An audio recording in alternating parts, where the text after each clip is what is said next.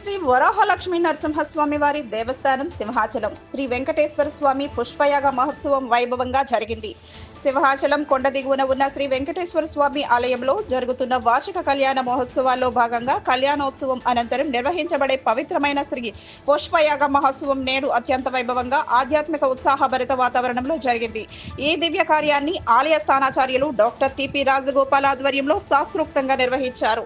పుష్పాలతో స్వామివారికి మహాసమర్పణ, వివిధ సువాసన భరిత పుష్పాలతో తులసి, మల్లె, కనకాంబరం, గులాబీ, చామంతి వంటి పవిత్ర పుష్పాలను సమర్పిస్తూ వేదఘోషాలు నడుమ అర్చకులు ప్రత్యేక అర్చనలు నిర్వహించారు.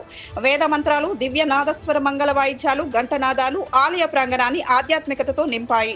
పుష్ప సమర్పణ, మంగళహారతి కార్యక్రమాలను అత్యంత భక్తి శ్రద్ధలతో నిర్వహించారు. పుష్పయాగం ద్వారా స్వామివారి అనుగ్రహం లభిస్తుందని, కుటుంబ శాంతి, ఆరోగ్యం, ఐశ్వర్యం కలుగుతాయని ఆధ్యాత్మిక పండితులు తెలిపారు.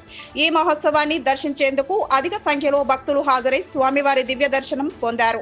పుష్పాలతో అలంకరించబడిన స్వామివారి ఉత్సవమూర్తి దివ్య రూపం భక్తులని పరవశింపజేసింది.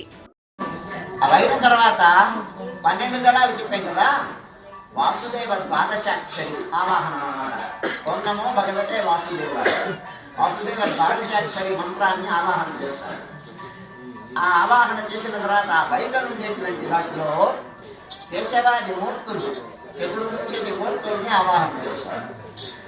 ఆ తర్వాత వచ్చినటువంటి దాంట్లో ద్వారపాలకులు, భద్రసుభద్రులు, జయ విజయులు, భద్రసుభద్రులు, భాతృ విరాజులు వీళ్ళని ఆవాహన చేస్తారు. 4 దిక్కుల్లో 4 ద్వారపాలకులు ఎన్నమంటారు.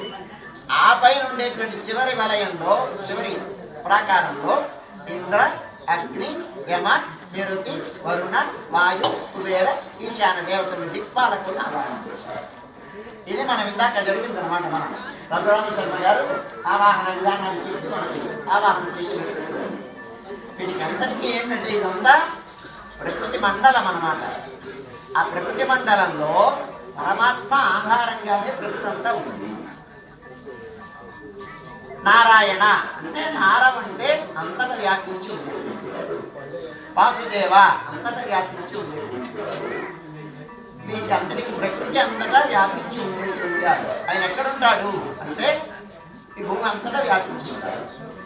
ఈ భూమి అంతా మండలం అంటే ఎవరు మోస్తున్నారు అంటే ఆదిశేషుడు మోస్తున్నాడు, కూర్మం మోస్తోంది అని ఇవన్నీ వేదం చెప్పింది. వీటంతటికీ ఇదంతా ఎవరు అంటే పరమాత్మే. ఎవరు పరమాత్మ అంటే వాడు శుక్ల యజుర్వేదంలో చెప్తారు, ఇదం పూర్ణం అలా పూర్ణం పూర్ణాత్ పూర్ణమదచ్యతే పూర్ణస్య పూర్ణమాదాయ పూర్ణమేవ అవశిష్యతే. భగవంతుడు అనేటువంటి వాడు మనలో చేరి వీళ్ళందరినీ తీసుకుంటాడు. తీసుకొని ఏం చేస్తాడు, చివరికి ప్రళయకాలంలో వీళ్ళందరినీ తీసుకొని ఆయన లోపల పెట్టుకుంటాడు. మనం ఫోటోలో చూసినాం కదా, పటపత్ర షాయిగా మర్యాద మీద పడుకొని ఉంటాడు. మొత్తం ప్రళయం వచ్చినప్పుడు వీటినన్నింటినీ లోకాల నుండి ఆయన లోపల ఉంచుకొని కాపాడుకుంటాడు. మళ్ళీ ప్రళయం అయిపోయిన తర్వాత వీటినన్నింటినీ మళ్ళీ ఎవరి వారికి వాళ్ళ శరీరాలు సృష్టిస్తారు. ఇది అంటే చివరికి మిగిలేదేంటి, పూర్ణమేవ అవశిష్యతే.